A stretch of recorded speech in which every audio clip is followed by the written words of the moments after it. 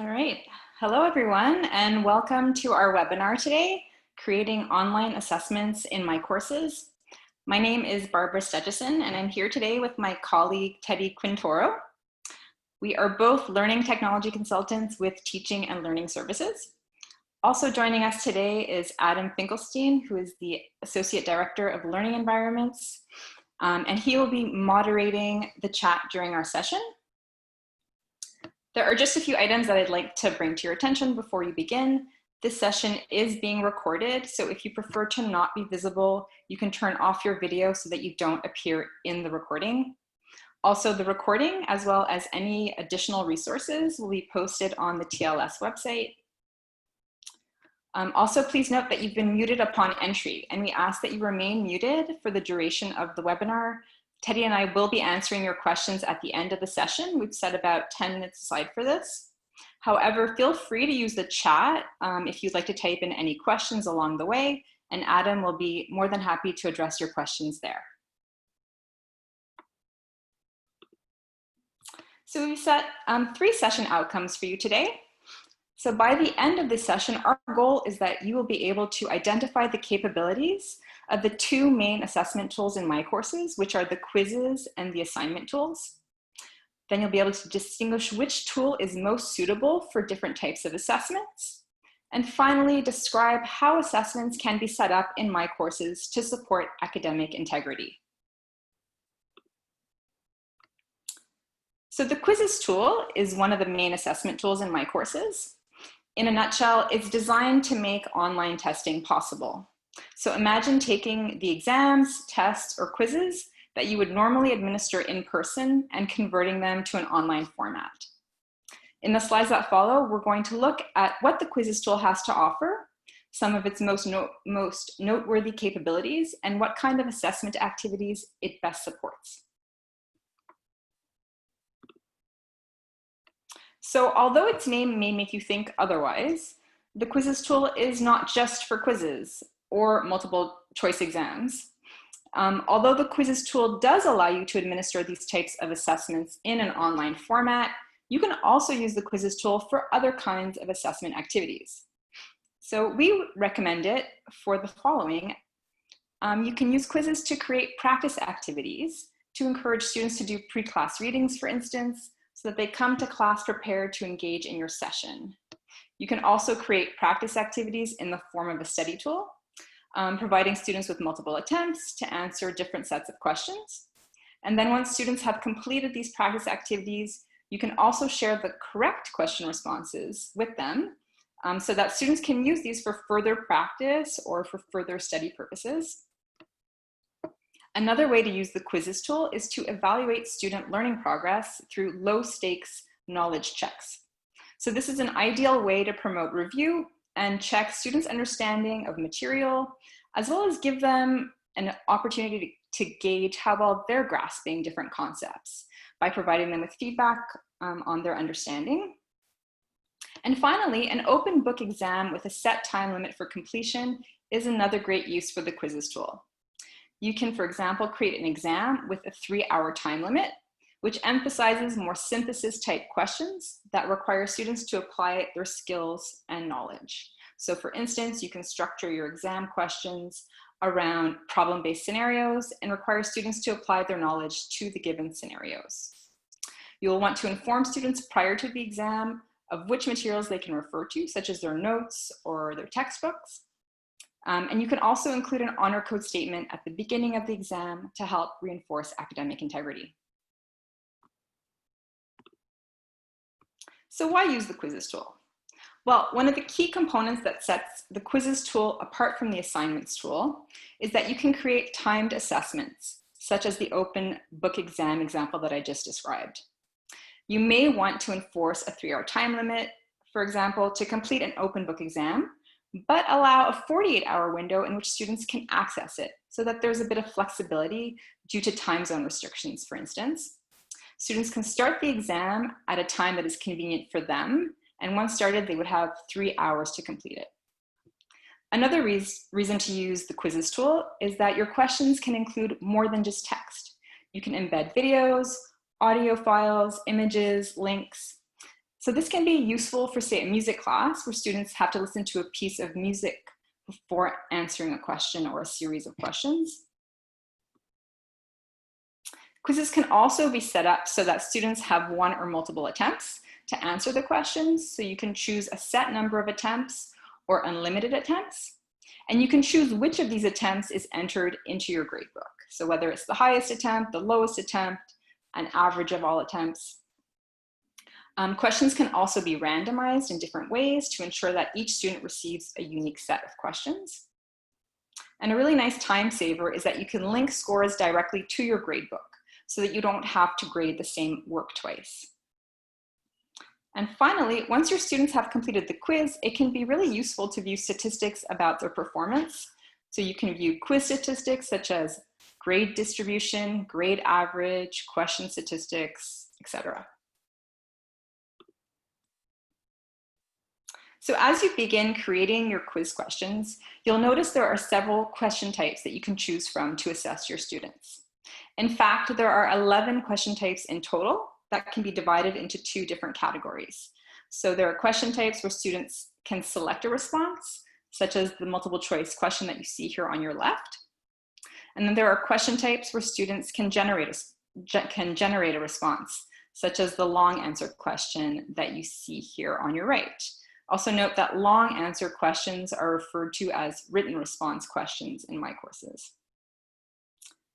So other selector response question types include true or false, multi-select, matching, and ordering. And then other generate a question types include short answer, multi-short answer, fill in the blank, arithmetic, significant figures, and written response, as I mentioned. So all question types can be graded automatically, except for the written response question type, which must be graded manually.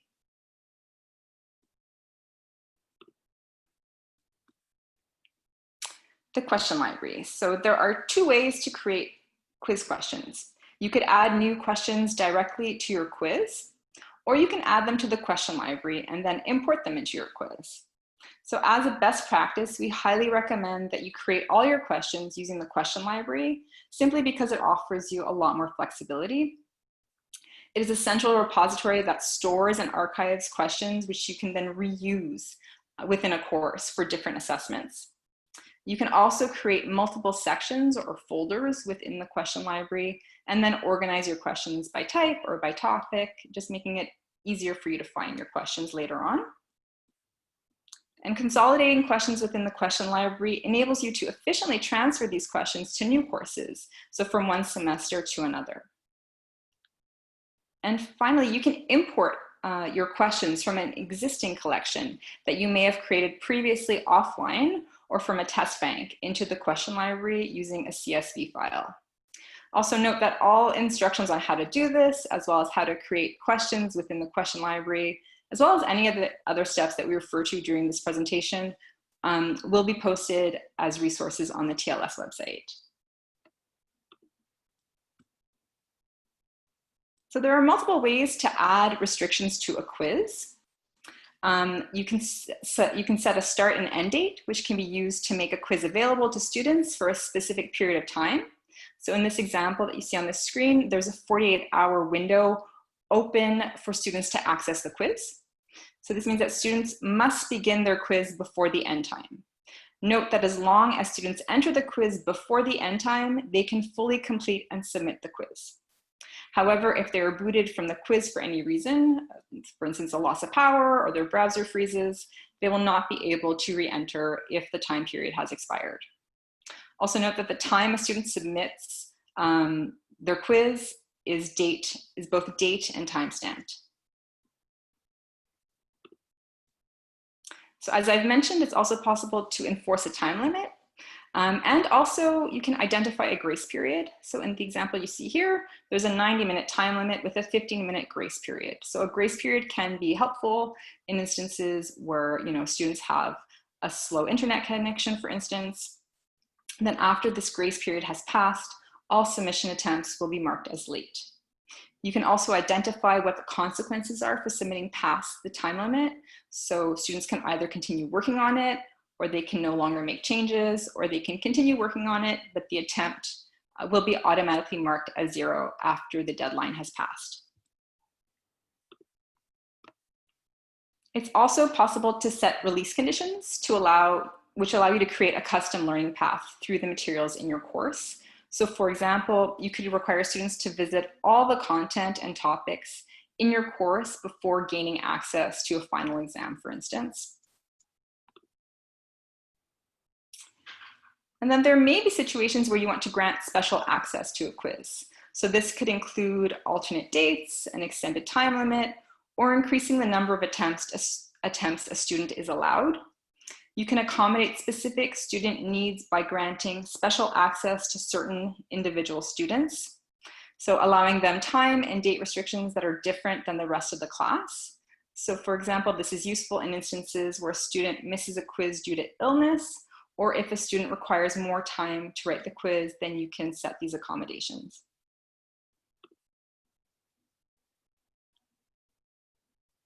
Randomizing questions in a quiz ensures that each student will receive a unique set of questions.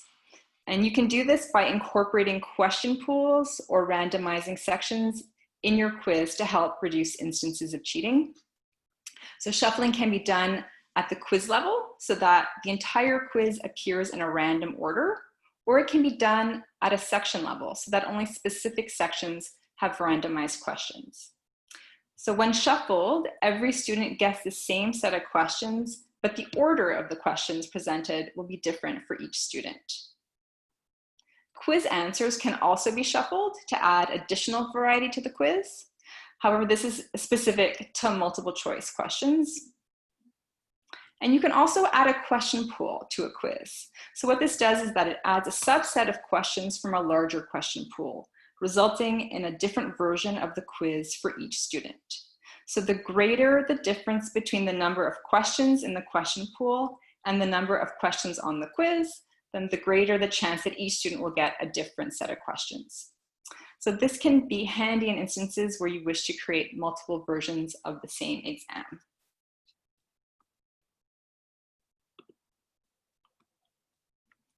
So we highly recommend that you preview your quiz before making it available to your students. You can use the quiz preview option to view a quiz the way that students will see it before actually releasing it to them. So in a preview, you can answer questions, you can view allowed hints, and then submit the quiz and even view auto-graded answers. So this is really handy to allow you to test the accuracy of the content and also the grading before it is released and available to your students.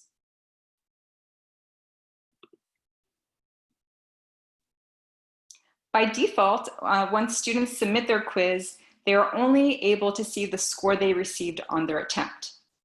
You can, however, share additional information with them, such as which questions they answered correctly or incorrectly, or both, as well as the correct answers to the questions. You can also control when students are given access to this feedback. So for instance, following grades being released or after all students have completed the exam. And if you're worried about exam questions being shared among students, then we recommend limiting the amount of time for which this information is made available to them and only opting to show questions answered incorrectly. This way you're able to control access to the exam questions after the exam period, yet students have access to the relevant information they need for their review. So this sums up our portion about the quizzes tool and what its capabilities include. Next, Teddy will review the assignments tool and what assessment types it can best support. So over to you, Teddy. Thanks, Barbara. All right, so on to the next slide. So the assignments tool is the other assessment tool that is core in MyCourses. And so the assignment tool is a great way to collect student artifacts and track student submissions. So from a student's perspective, when they submit an assignment, they get a confirmation email that you see here that their submission was received, and they can always go back actually in MyCourses in the assignments to see all the history of their submissions for each assignment. From your perspective as an instructor, it allows you to collect and have a bird's eye view of all submissions. So you can see those who have submitted, those who haven't, and those who have submitted late. Of course, it also avoids having to respond to emails confirming whether an assignment was received in your inbox or not. The assignment tool also allows for flexibility in terms of grading and providing feedback to students. It allows you to leave feedback including text, audio, video, annotate the students' documents directly within the browser. It's actually a new feature from last year, and attach a rubric. We'll take a look at each of these examples shortly. When your feedback is published, students can easily access it from anywhere, and as an instructor, you can actually see if it has been read or not and at what time.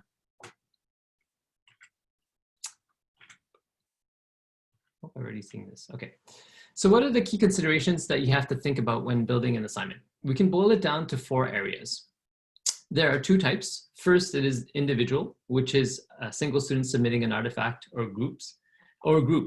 So groups, if you haven't seen this before in MyCourses, it allows you to create groups of students, and then you can assign them to the assignment, where one group member, when they submit the assignment, it submits it for the team.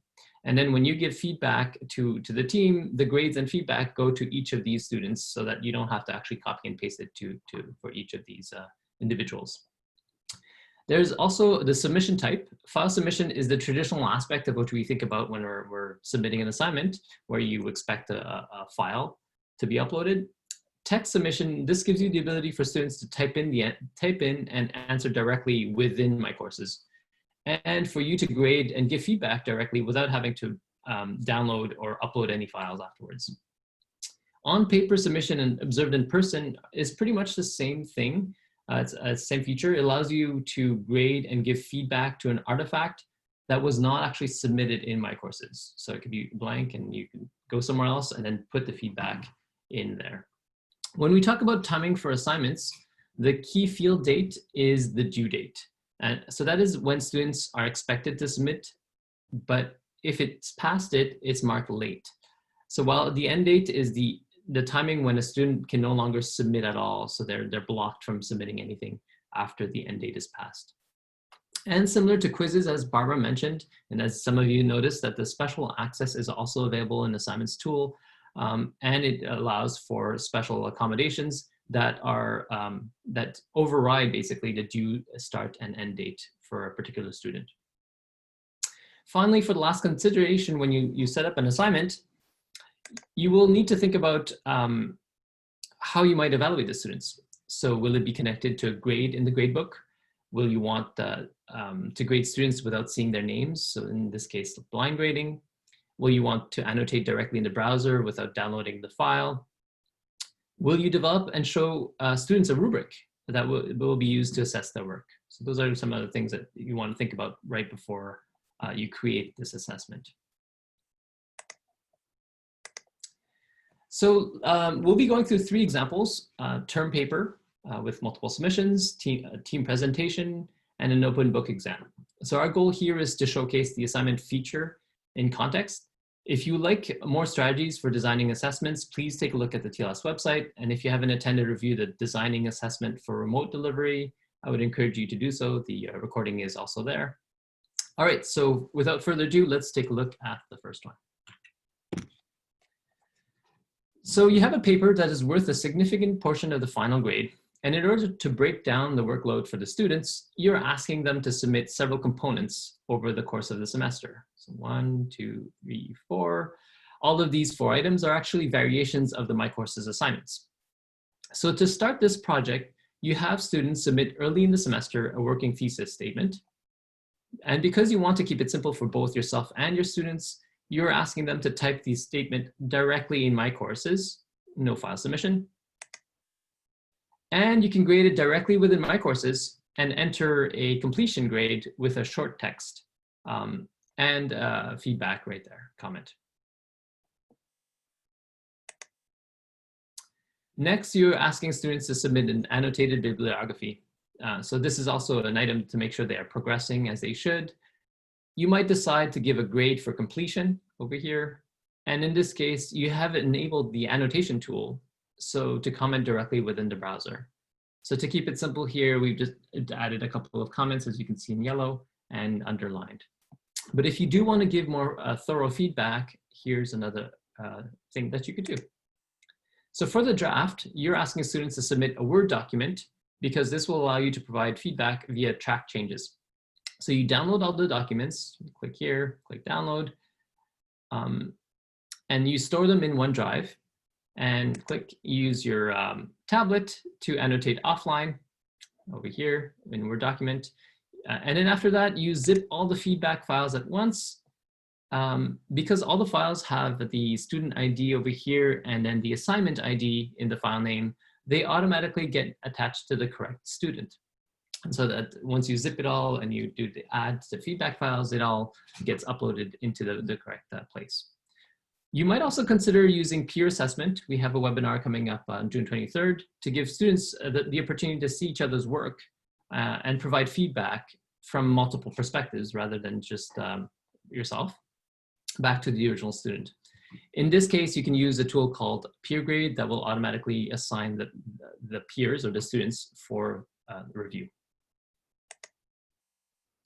So finally, for the final submission of the paper, students will be uploading their document. And depending if you have previously provided thorough feedback in the draft portion, you might decide not to download all the files, but read it directly in MyCourses, providing annotations, as we saw earlier, directly in MyCourses and to grade paper.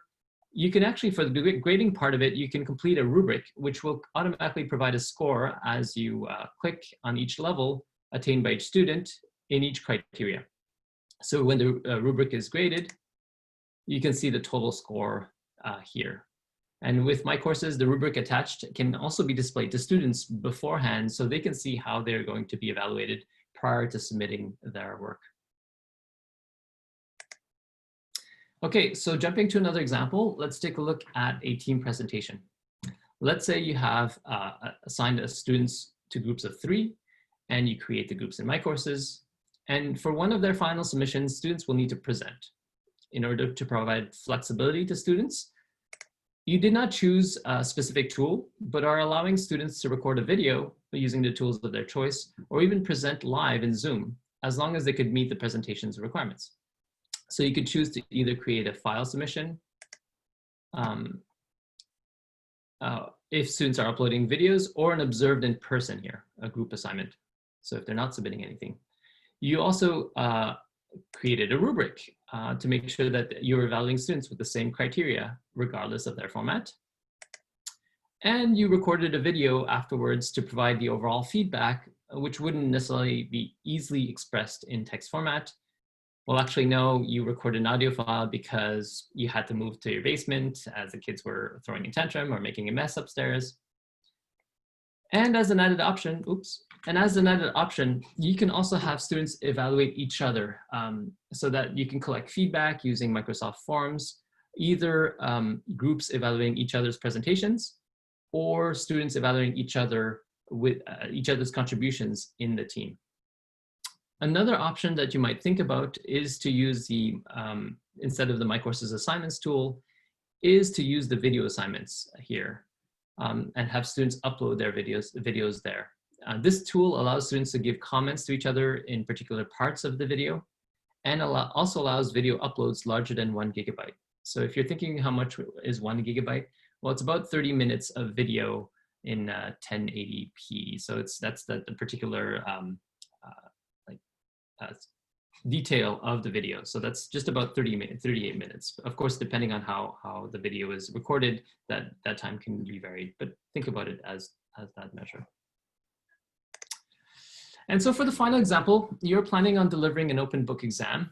This is a particular example where I'd like to highlight that we are going to be using both the assignments and the quizzes tool. So you need a space to collect the academic integrity cover page the students have to read and sign.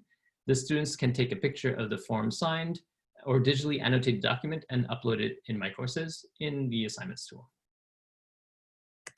Next, you also have randomized multiple choice questions in a quiz, but then you need students to write out their steps, attach a file specific to your area.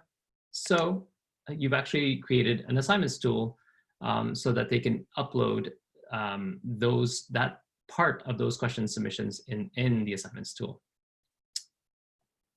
this could be include handwriting. So they would take pictures of of how they worked things out, or include charts or any other files as well that or applications that they need to use outside of MyCourses, but then later on need to attach back into as they're part of their answer. And finally, another feature that I'd like to highlight that we talked about really briefly earlier is you can also grade anonymously. And so this is the blind grading that I was talking about earlier. And this is an example of what you would see. You wouldn't see the students' names. And also here, you wouldn't see who submitted at what time. The one key factor that you want to keep in mind here when students submit is to make sure that they don't put in their names in the file name so that it doesn't show who they are when you click on the file. And so the key idea here, just to go back, is that you can use as many tools to match the different parts of an exam that will help students submit their work and for you to give feedback. And so, for example, giving feedback in the assignments tool will allow you to give more rich feedback than it was if it was in the quiz tool.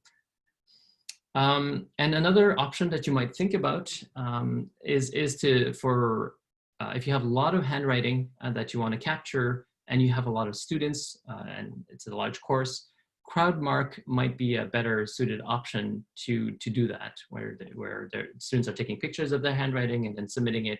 And then maybe you have teams of TAs that are grading different sections all at once. So the key takeaways. So the first one would be to select one or more assessments tools that will be able to measure the learning outcomes achieved by students and also allow you to provide feedback, whether it's automatic, rubric. And so keep that in mind. So don't stick to a 1-to-1 ratio if you think about it. Also inform students in the course outline so that it gives them a chance to see what is expected from them at the beginning of the course and perhaps to see what tools that will be used. Another tip would be also, and this is the big one, I think we've talked about it throughout this webinar, is provide an opportunity for students to practice the assessment methods. So regardless of the tools that you choose, to allow them to practice in a low risk and a low stakes environment. It's perhaps graded, but it's not part of their final grade, so that students have the opportunity to see what it would feel like when they actually get to the graded component. So an example of that would be to create a course outline quiz where you can ask a few key questions pertaining to the information on the course at the beginning of the semester. Another example would be to create a pretest before the students actively learns the material. Pretest can also help students identify which areas they need to spend more time on. Yet another example could be to create reading quizzes to verify if students have completed the required readings before attending a live discussion in breakout rooms, let's say in Zoom. So for all these examples, try to use the tools you're planning to use for high stakes assessments. This could mean the material to be presented to students. So if you're going to put images, videos in the quiz, make sure to add these types of questions in and allow them to practice beforehand, so they can actually see them ahead of time and know what kind of questions they're going to have, and also the type of answers students will be providing. So if they're recording videos, if they're uploading file formats or taking photos of their work, if they can do that beforehand as well, and they can have a chance to see what it looks like and feels like before they get in. So this will help students identify which areas they might need to get support for. So whether it's support from IT or if they need particular accommodation. And finally, but not least, it's important to test the assessment you created yourself by previewing as a student, or maybe even partnering with a colleague to test each other's assessments. So you can also enroll a colleague in your course as a demo student and have them try the assessment and follow the instructions as if they were a student themselves. So we've given you a lot of information again today. Another good step is to take a look at the MyCourses Essentials tools. It's a course inside of MyCourses, and you should be automatically added there and have access in addition to your other courses that you teach. And I would like to remind you that, of course, this is a webinar that's part of a series, so you can register to the other ones on the TLS website. So another example as a follow-up, for example, here would be maybe if you're interested in a peer assessment on June 23rd, I believe. And after this, many of the webinars we have already given are available online. The recording of our current one will also be posted on this page. So already don't mind pasting that link. So you can see here, you'll be able to stream the recordings from the links on the right-hand side and download the slides. And you'll also, the key part here is to click on the resource and readings and to expand it so you can actually take a look at all the links that we've already been providing here throughout the webinar, but also in addition, if there's any other ones that we think about as you ask questions during the session. So this concludes the webinar portion of our webinar, but we'd like to end it with 2 questions. So what is your most important takeaway from today's session? And also 2, do you have any additional questions on what we covered today? So if you don't mind, please use the chat tool that I think a lot of you have already been using, but you can go ahead and type in at the bottom there. And then we'll be taking questions as we go through. I think many of them have already been answered as we go through, but if there's any other ones, please feel free to jump in. I'm gonna mute now. Yeah, we'll give you a few seconds to type in any questions. I see that Ross had one about cheating. I think Carolyn and Adam did address it. And yeah, so your question was to basically can you set a time 10 to 11 a.m. so that students can write it all at the same time instead of keeping it open for a 24-hour period? You can do that, but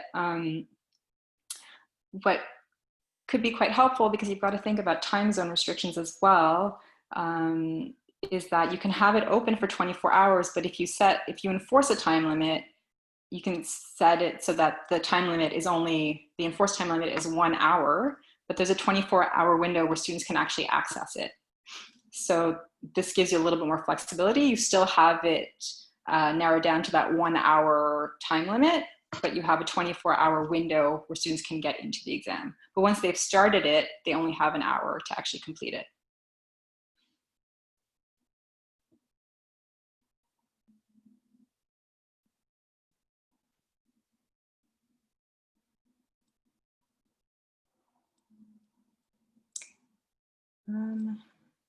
Yeah. A question that often comes up, I just saw someone post about annotations, is how to actually activate the annotation tool in assignments. So just for those of you who don't know, it's automatically enabled, but it is a setting on your properties page when you're creating an assignment at the very bottom, I believe. It's just a checkbox. So if you wanted it disabled for whatever reason, you could always uncheck it.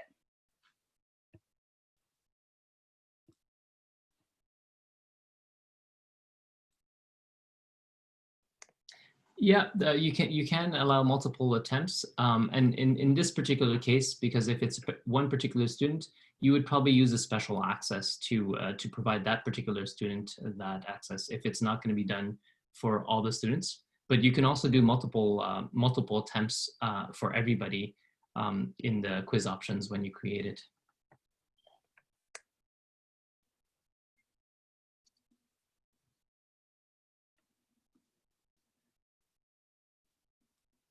All right. Any other questions? I'm scanning through to see.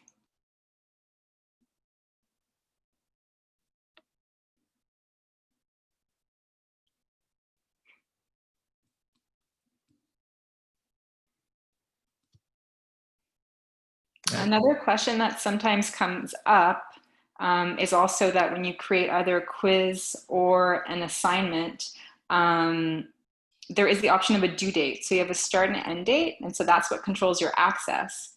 But there's also an option for a due date, and all the due date is just an indicator. It doesn't control any kind of access. It's just an indicator to the students in terms of what the deadline is for that specific assignment or quiz.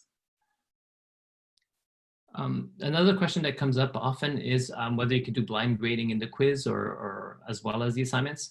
It's actually in the assignments tool. And actually there's I think D2L was thinking particularly for when you blind grade in the assignments tool, it is one where when you get long answers and more thorough answers.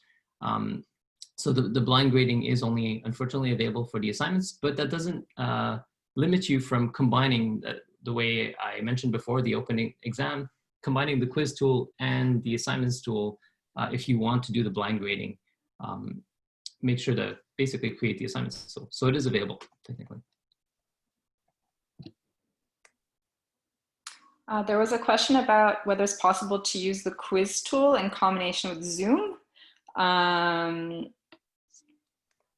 That's a tricky question. Yeah, that's a tricky question. I think our overall answer there is we want to try to avoid to use some of the Zoom for proctoring. There you go. Adam mentioned it. We would use more Zoom for things that if it matches the learning outcome of your course. So if you're trying to do some interview questions where you wanted the student to demonstrate a skill that you have to see visually, or if you'd want to have them say something. So not so much for making sure that they're, looking what they're looking at while they're doing the exam, but more of how can you use it for actually assessing them. Nicole had a question about a 3-hour formal final exam. So your class has a formal final, and if we recommended creating it in a different format. Well, I mean, it depends what kind of format your exam is normally in. So whether it would be quizzes or assignments, we do have the other tools that are possible, such as Crowdmark, which is another option. And it can also be a combination, so it doesn't all have to be online at the same time. It could be split up in different ways. So it would really depend on your specific situation, Nicole, and we'd be happy to, oh, I see. Sorry, I'm seeing you have additional comments now. Multiple choice, short answer, and essay questions. Yeah, so that sounds, and I think Adam just addressed it, it sounds like it would maybe a combination. So maybe a situation where it would be, you would be using the quizzes tool in combination with the assignments tool for more the essay questions. I mean, essay questions can also be addressed using the written response question type, but again, it depends how long these essay questions are exactly. So,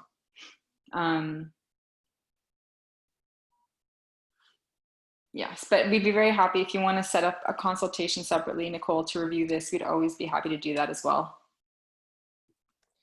This is just to go back to the example of how we're combining assignments and quizzes to provide the different kind of either questions or answers that we want from students. I just want to maybe also add to if you're thinking about doing something via video or audio, you can also take a look at the video assignments tool. Beyond also uploading videos, you can actually do Q&A type questions with that tool that allows you to capture, if you're looking again for the students to demonstrate a skill that would be easier to capture via video and audio than it would be from a multiple choice questions or an essay type question. Yeah, and Ross has a question about question pools. And so how much time this would take to set it up in MyCourses. I mean, it shouldn't take you that long, especially if you convert it, if you have it in a CSV file format, then it'll be rather quick. If you have to, again, it depends how many questions you're talking about. If it's hundreds and hundreds of questions, then it may take a little bit of time at first. However, the nice thing about MyCourses is that you can transfer your questions from one semester to another. So if these are questions that you plan on reusing, you basically have to only enter them in twice, and then you can always copy them over from one semester to another. So it's usually the work is done up front, and then it's done once, then you don't have to do it again. And thank you, Carolyn, for posting the link about importing questions into MyCourses.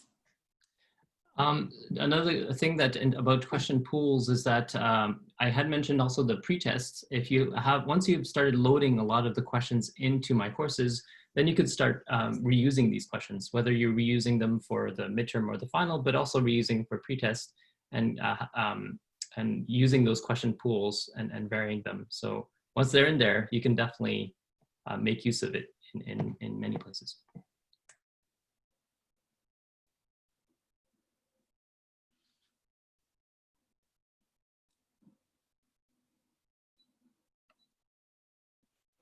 Yeah, Ross, the workflow, yeah, for sure. You're going to start with importing your questions into your question library. Again, we really highly recommend you use the question library as your starting point to build your questions for your quizzes. It'll just make your life so much simpler later on, because you have just more flexibility in terms of being able to reuse those questions for different types of assessments within the same course from one year to another. As well as you need to use the question library if you're creating question pools. They have to be created there. So yeah, start with the question library. That would be your number one.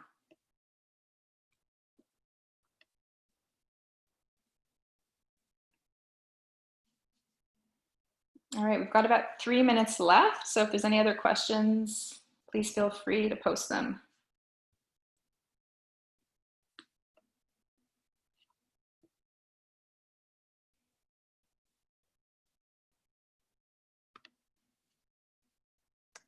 I think I remember seeing from Ross's question that they were on paper. If you're scanning those questions, hopefully they're typed in.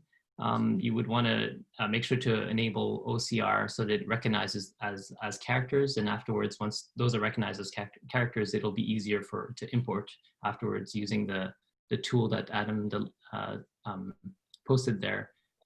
That will just automatically bring those questions into MyCourses, or create a file that you can import to MyCourses.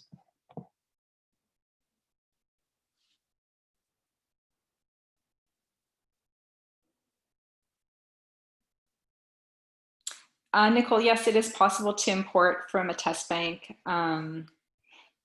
If again, it would have to be in CSV format, and if it's not, Adam posted a link, which we'll also post on the TLS website, about importing test questions that was built by Algonquin College. So if it's not in CSV format, then this is an easy converter that you can use.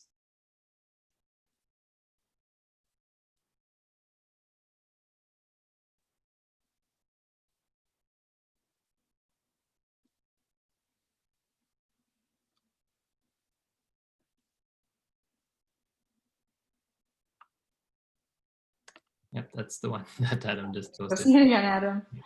All right, well, we've got 1 minute left, and I think seems to be about it for questions. So I guess we'll end there.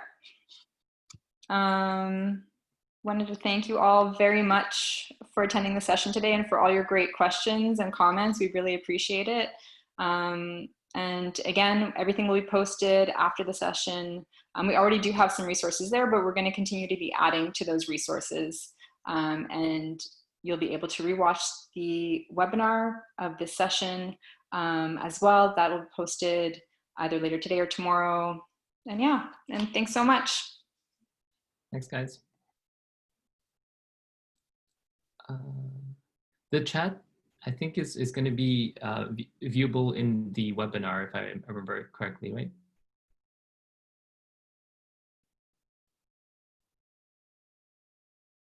No, yeah, not the chat. Okay. Directly, yeah. So you can download it before logging off. So you'll see the 3 dots. Yeah, sorry, Barbara, to chime in. It's the 3 dots beside the group chat, beside the file. So you can click Save Chat. Yeah. That's it.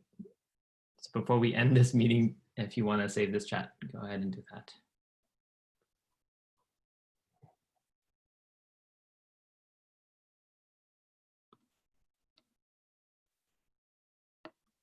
All right, thank you, everyone.